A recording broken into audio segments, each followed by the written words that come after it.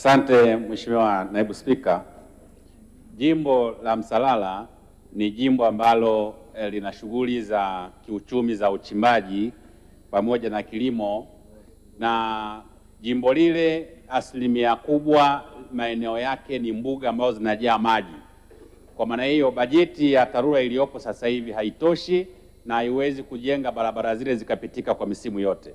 Ni upi mpango wa serikali kuongeza bajeti ya TARURA katika jimbo la Msalala angalau kufika bilioni 5 ili tuweze kujenga barabara zile ziweze kupitika kwa kiwango cha misimu yote?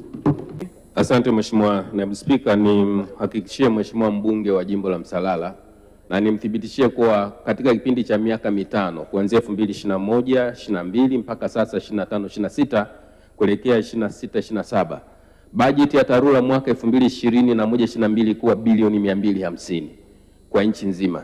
Lakini leo mwaka ujao tuna zaidi ya trilioni 1.2. Bajeti imeongezeka kwa takriban zaidi ya mara 6.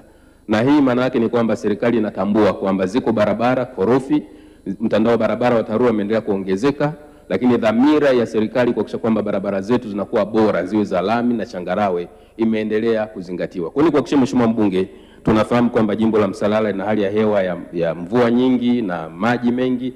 Tunaendelea kuhakikisha kwamba tunaongeza budget na Msalala pia ni sehemu ambayo imenufaika na budget kuongezeka, na tutaendelea kutoa kipaumbele katika mashauri hiyo.